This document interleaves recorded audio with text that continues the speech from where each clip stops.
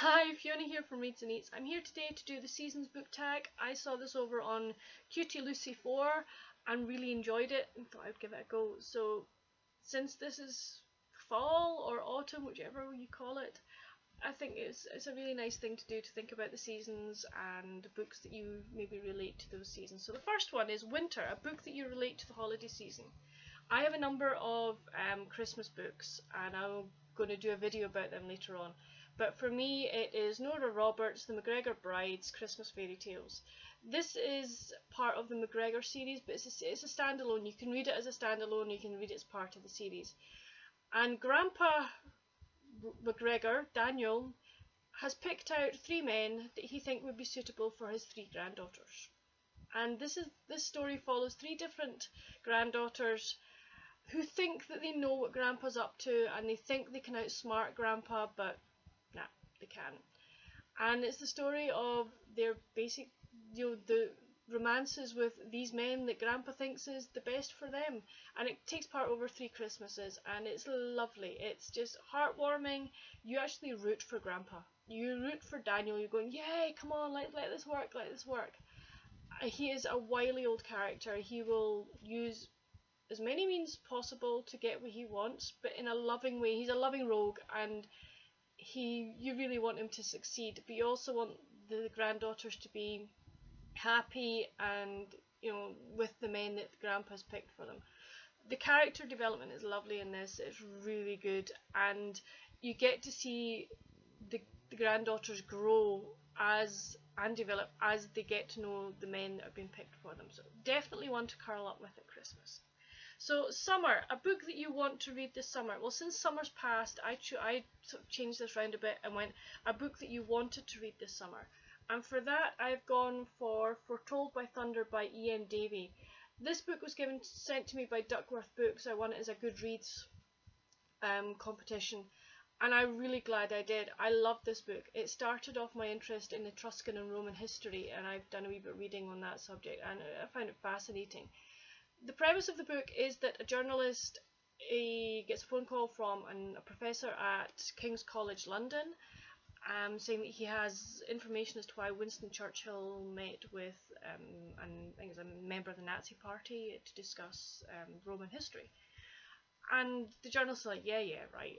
But the professor dies, and one of the final things the professor did was send all his research to the journalist. This starts off a chain of events where the journalist follows all the clues that the professor has sent him, and you get history thrown in. You get him travelling around Europe and places like that, and it was really, really interesting. It's an adventure story with just a smidgen of possible romance chucked in for good measure.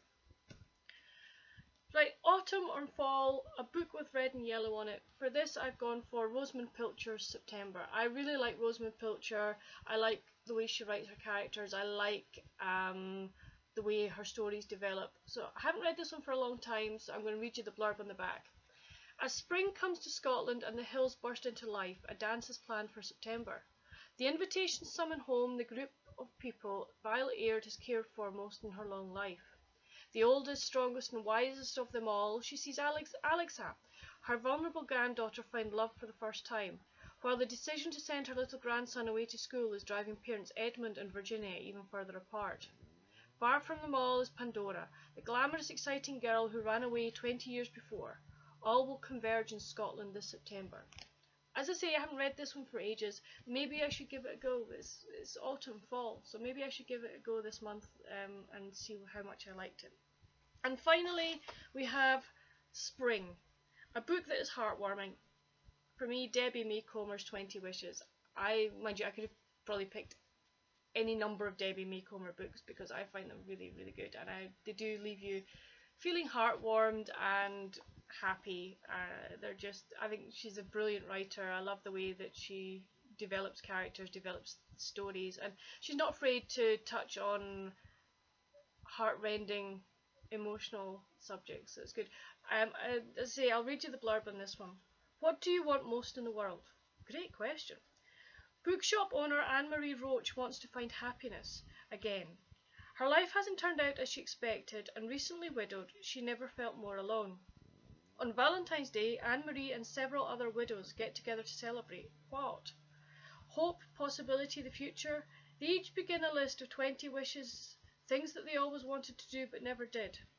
As Anne-Marie works her way through her wishes, she learns that dreams can come true, but not necessarily in the way that you expect. I think that's a brilliant idea.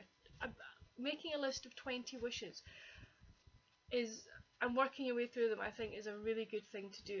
Personally, I've got a few that I want to do. A friend of mine has already started her bucket list. I haven't got to that stage yet. I decided no, it's not. I'm too young to start my bucket list, but then you never know what life is going to throw at you. You never know where you're going to be. So maybe I should think about it. But if you were going to put 2 wishes on your list of 20 wishes that you would like to do, what would they be? Please tell me down below.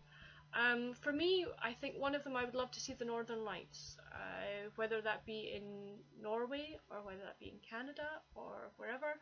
I don't know, but I would really like to see the Northern Lights. Another one for me, I don't know, this is going to probably sound really, really strange, but I love Strictly Come Dancing, which is the same as Dancing with the Stars in America.